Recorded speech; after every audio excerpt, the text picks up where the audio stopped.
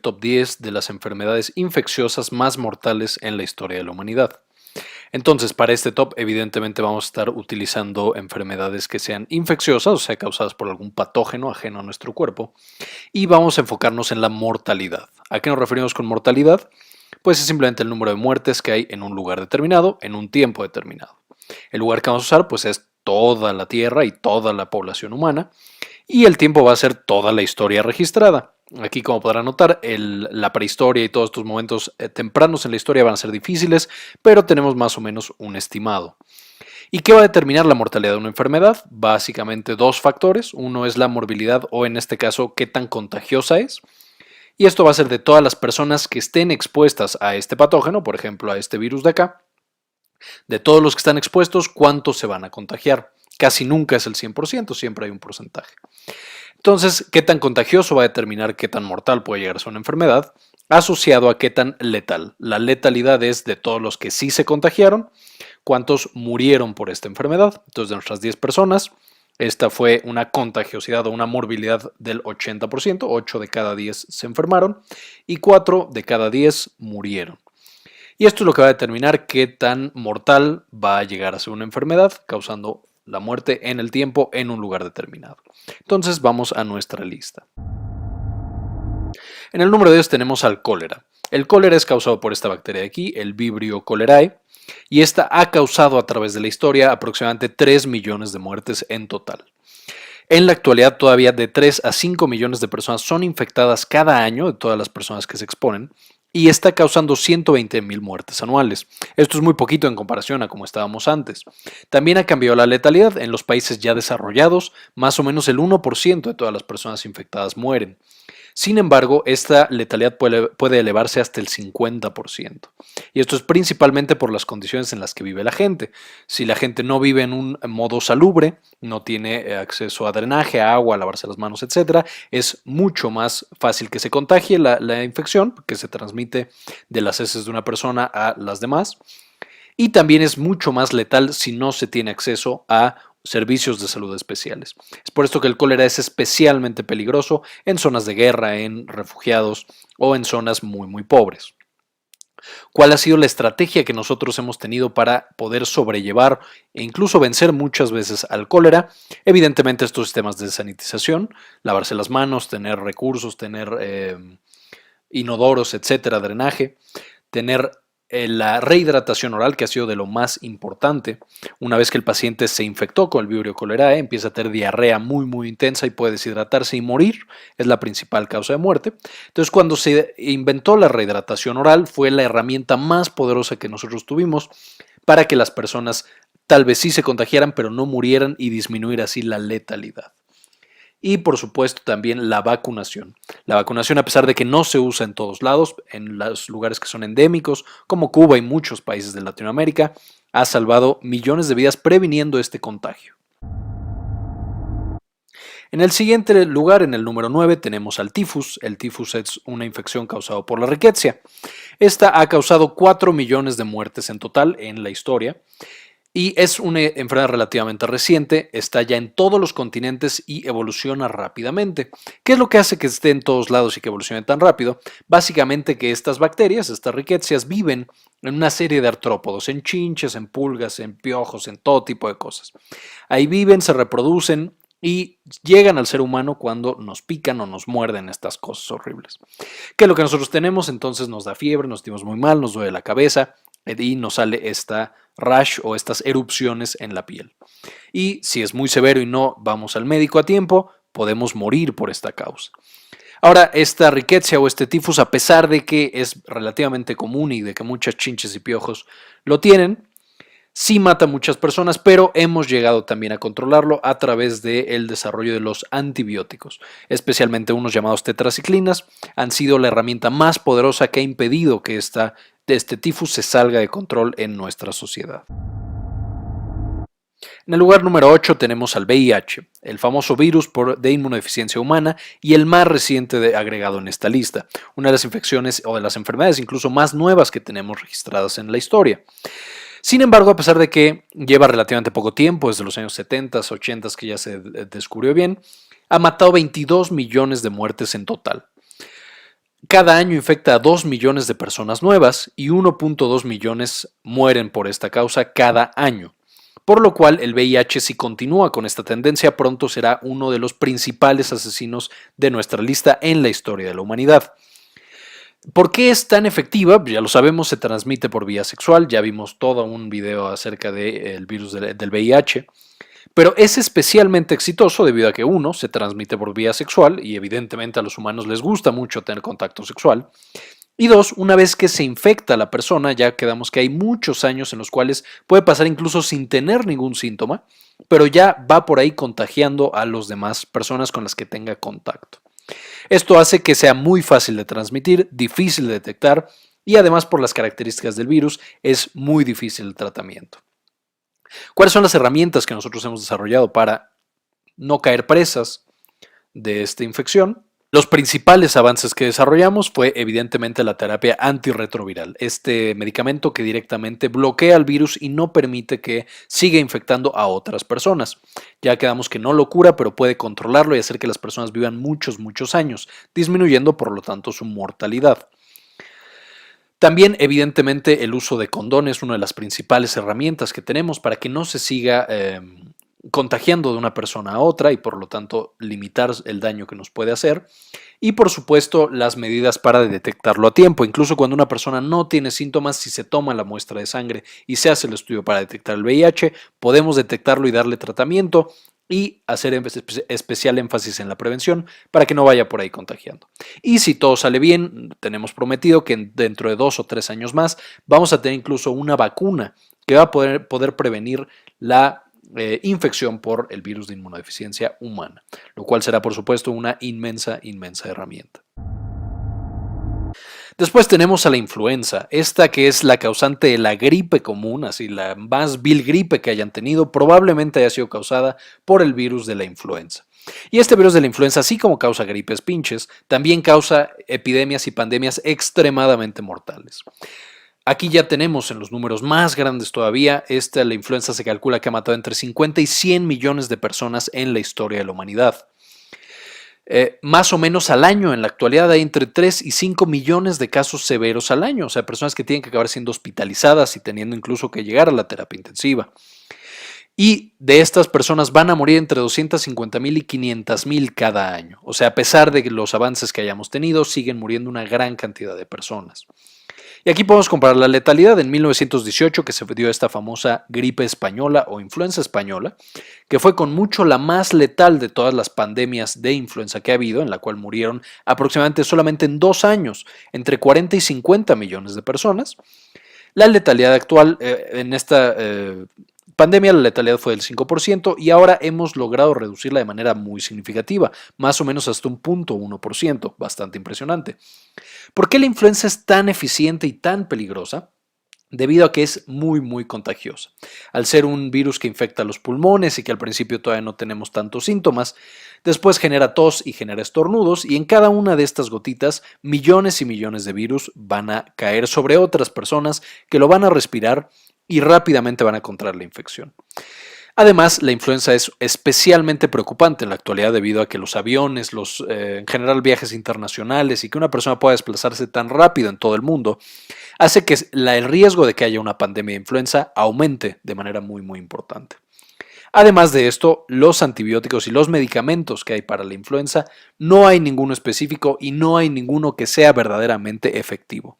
Desde el oseltamivir y la mantadina se han llegado a utilizar, pero no son tan efectivos, generando infecciones bastante riesgosas.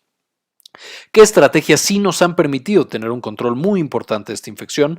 Ha sido principalmente, de nuevo, la vacuna contra la influenza. Esta que sale en cada temporada invernal, que se ponen las personas y disminuye de manera importante el riesgo de que vayan a contagiarse ellos y contagiar a las demás personas.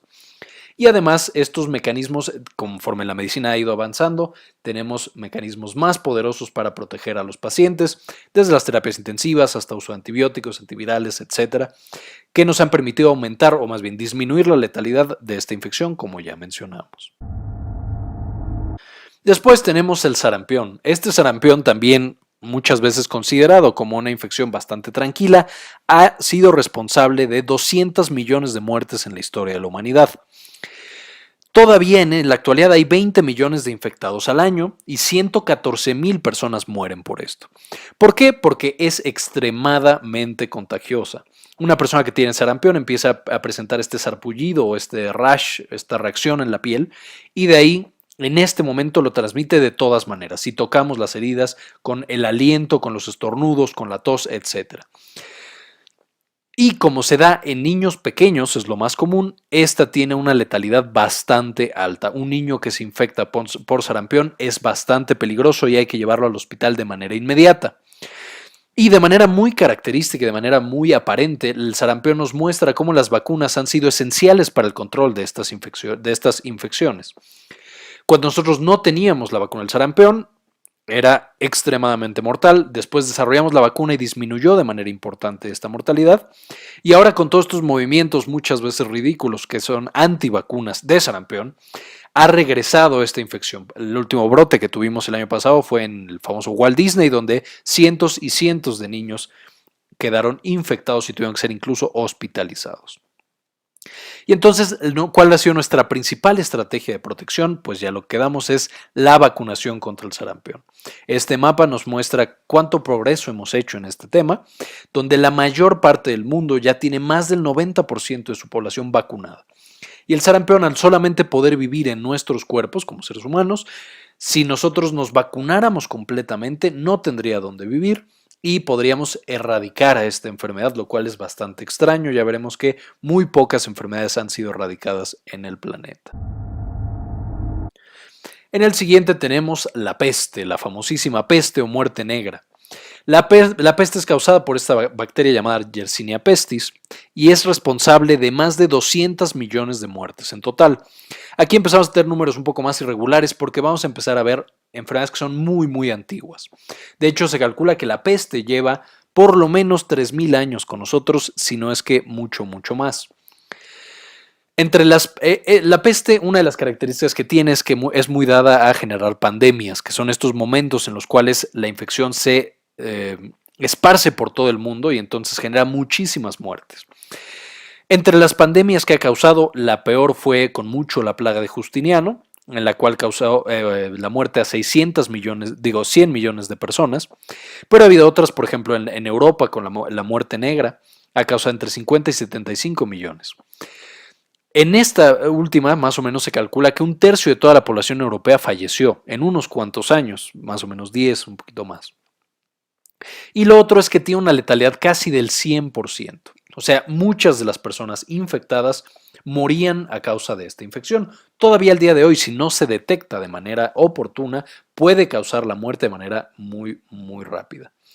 Y infecta a muchos sistemas. A diferencia de otras infecciones, vamos a ver que esta tiene la capacidad de infectar el cuerpo en general, el sistema linfático, ahorita vamos a ver cómo, y los pulmones. Una vez que infecta los pulmones, causando la peste pulmonar, vemos que genera mayor contagiosidad, o sea, es más fácil que se contagien, debido a que la tos lo puede empezar a esparcir. De manera tradicional es la pulga la que cuando nos pica nos transmite a esta bacteria, nuestro sistema inmune reacciona de manera muy importante y entonces nuestros ganglios linfáticos crecen. De repente crecen tanto y es tanta la reacción que explotan y empiezan a secretar una sustancia que es altamente contagiosa. Ese es de los principales mecanismos de contagio. Otra es a esta persona ya infectada lo pica una pulga y esta pulga va y pica a otra persona. Y por último, como quedamos, infecta los pulmones y genera pulmonía o neumonía. La tos y el estornudo puede también causar una mayor tasa de contagio. ¿Cuál fue la principal estrategia o la principal herramienta que nos permitió convertir a la peste de una de las enfermedades más mortales de la historia en ahora una enfermedad bastante desconocida para la mayoría de las personas y los médicos? Pues uno, conforme avanzaron las civilizaciones, controlamos a las ratas y las pulgas en general pues ya no vivían con nosotros no estábamos llenos de pulgas todo el tiempo y entonces nos contagiábamos menos, pero probablemente más importante ha sido también el desarrollo de antibióticos, los cuales son altamente efectivos para controlar a la peste, a la Yersinia pestis. Y también las maniobras de intervención, o sea, el avance de la medicina, las técnicas de intubación, etcétera, han mejorado la han disminuido la letalidad. A pesar de que las personas se contagian, tenemos más manera de controlar su fisiología y de que por lo tanto no mueran. En el siguiente tenemos a la famosísima viruela. La viruela es causada por un virus llamado variola mayor, también hay una variola menor, pero esta es la más importante. Aquí tenemos a este maldito. Y la viruela es, como seguramente sabrán, una de las peores infecciones que llegamos a tener en la historia de la humanidad. Se calcula que llegó a matar a más de 500 millones de personas. Y en el pico de mayor tasa de infección generaba 50 millones de muertes cada año. ¿Por qué la viruela era tan efectiva? Primero, porque era muy contagiosa y segunda, porque era muy letal. O sea, las personas que se contagiaban casi siempre fallecían. Además, como vamos a ver un poquito más adelante, la medicina no estaba tan avanzada en ese momento. Y de manera importante, este virus, al ser tan contagioso y tan letal, era un arma biológica importante. Y no solamente en la historia reciente, de hecho en la historia reciente evidentemente ya no es para nada, pero incluso, por ejemplo, en la conquista de América, se calcula que 50 millones o más de personas de los nativos americanos, en toda Latinoamérica e incluso en Estados Unidos, murieron debido a que los españoles, los ingleses y los colonizadores europeos traían la viruela. Ellos estaban ya más protegidos por su inmunidad y a nosotros arrasaron completamente. Y esto también es un apartado muy especial en la viruela. Ahora, ¿cómo sabe esta viruela? Cuando nosotros estábamos en contacto con una persona, entraba en nuestro cuerpo y generaba todas estas reacciones cutáneas. Aparte teníamos fiebre, dolor de cabeza, malestar general, dolores de músculos y articulaciones, etc. Una persona que estaba en este estado era también extremadamente contagiosa, muy similar a lo que pasa con el sarampión. ¿Qué es lo que nosotros hicimos? ¿Qué es lo que se logró gracias en gran parte a la cooperación mundial, pero de Estados Unidos y de la Unión Soviética? Fue una inmensa campaña de vacunación y de tratamiento que llevó a la viruela a básicamente extinguirse. De hecho, en el 1977, la última persona en África infectada por viruela muere siendo la última persona que se infectó de causa natural. Y en este momento estábamos preparados para decir que la viruela había sido erradicada. Sin embargo, de todos los laboratorios que habían estado trabajando en esta vacuna para la viruela, para controlarla y hacer que se extinguiera, que eventualmente lo logramos, un laboratorio en Inglaterra tuvo un accidente, se liberó un virus y contagió a una fotógrafa. De manera que el 11 de septiembre de 1978, un año después de la última causa natural de infección, esta fotógrafa fallece por esta infección de viruela. Y a partir de este momento Inglaterra elimina los restos de viruela de sus laboratorios. Sin embargo, a pesar de que la viruela ya se extinguió, de que en teoría ya no necesitamos la vacuna y de que mostramos en esta pandemia o en este tratamiento de la viruela lo poderosas que son nuestras intervenciones para controlar las infecciones, quedan por lo menos dos muestras del virus de viruela vivos en Estados Unidos y en Rusia. Lo que ellos claman es que es por si alguna cepa vuelve a aparecer o por si hay algún atentado con guerra biológica de la viruela. En el siguiente tenemos a la tuberculosis. La tuberculosis es causada por una bacteria llamada Mycobacterium tuberculosis y esta tuberculosis es la famosísima, de hecho ha moldeado nuestra cultura. Se estima que ha matado más de 2 billones de personas en la historia de la humanidad. ¿Por qué es esto? Más o menos ha matado o genera 1.7 millones de muertes al año, genera cada año 9.6 millones de infectados y ha sido tan efectivo y ha causado tanta mortalidad, no solo porque es contagioso al infectar los pulmones y transmitirse por la tos, por los estornudos y por cualquier líquido que compartas con una persona, sino que tiene muchísimo tiempo con nosotros. Es de las infecciones más antiguas que tenemos, casi 13.000 años de que nosotros nos estamos infectando de tuberculosis. Momias de Egipto tienen marcas de tuberculosis en sus huesos. Y en la actualidad se calcula que 1/3 de la población mundial está infectada. Nótese, no todo mundo de este tercio presenta síntomas, lo que la hace todavía más mortal y más peligrosa. Hay gente que no tiene síntomas, pero puede ir contagiando a otras personas. Dejamos que la micobacteria entre en nuestro cuerpo, llega a nuestros pulmones, se los va prácticamente comiendo. Y de esta persona, cuando tose, cuando estornuda o cuando sus líquidos corporales están en contacto con otra persona, también genera una infección. Ahora, ¿qué hemos hecho para controlar a esta gran asesina? Los esfuerzos han sido más insuficientes que para las otras enfermedades que hemos visto. Básicamente, el detectar a las personas que tienen la infección y no se dan cuenta a través de la prueba de PPD ha sido un gran paso. Además, por supuesto, la vacunación que hacemos en todos los bebés prácticamente hace que la transmisión sea menos y que la infección sea menos severa. Otro gran arsenal o gran arma o herramienta que tenemos para controlar la tuberculosis son, por supuesto, los medicamentos antituberculosos, de los cuales la bacteria es tan, pero tan cabrona que necesitamos más o menos 5 medicamentos diferentes dados por muchos meses para lograr el control de esta enfermedad. En penúltimo lugar tenemos a la malaria. La malaria es causada por el parásito Plasmodium falciparum y a pesar de que no es tan conocida en muchos medios, la malaria ha causado la cantidad estimada de 50 billones de muertes en la historia de la humanidad. Este número es un poco tentativo, hay muchos años justamente al principio que por supuesto no sabemos, debido a que la malaria también es una enfermedad extremadamente antigua. Se calcula que también desde hace 10.000 a 15.000 años ya padecíamos de la malaria. Y como la malaria es transmitida por un mosquito, cuando nosotros vivíamos cerca de los ríos, desde en Mesopotamia, en Egipto, en la China antigua, evidentemente era extremadamente común que nos infectáramos y muriéramos de malaria. Entonces se estima que 50 billones de personas han fallecido por esta causa. De hecho, un investigador incluso se atreve a decir que la mitad de todas las personas que han vivido en esta tierra han fallecido por malaria.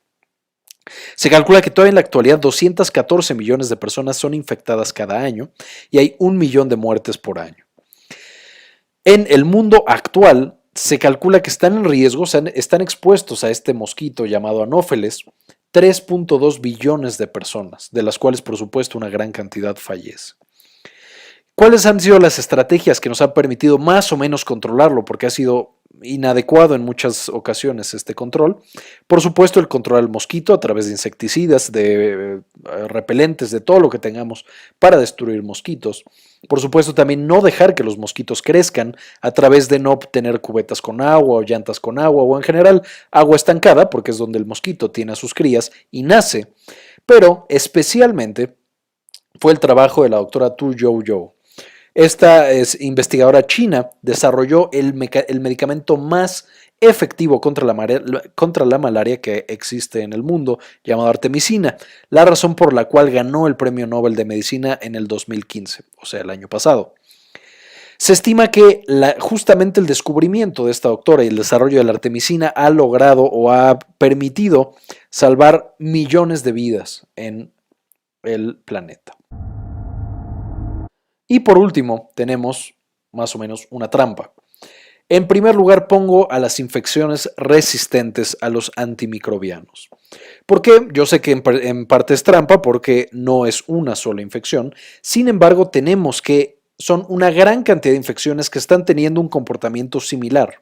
El nosotros darles antimicrobianos, desde antibióticos, antivirales, etcétera, ha generado una resistencia importante. Desde infecciones relativamente normales como la neumonía, las infecciones de vías urinarias, que cada vez son más difíciles de tratar porque ya no funciona el medicamento, hasta los asesinos temibles que ya hemos visto. El VIH ha mostrado mucha resistencia ya a algunos de los antivirales más utilizados. La influenza ya no responde a muchos antivirales, por ejemplo a la mantadina o a la memantina. La tuberculosis y la malaria también han desarrollado niveles alarmantes de resistencia a sus medicamentos, por lo que pareciera que ahora nos enfrentamos a un nuevo problema. No solo tenemos a estas grandes asesinas de toda la historia, sino que las grandes asesinas se están volviendo en nuestra contra, aumentando su letalidad una vez más. Se estima, de acuerdo a un reporte de la CDC, que al año por lo menos 2 millones de personas se enferman con infecciones resistentes a los antibióticos y de estos 23.000 mueren.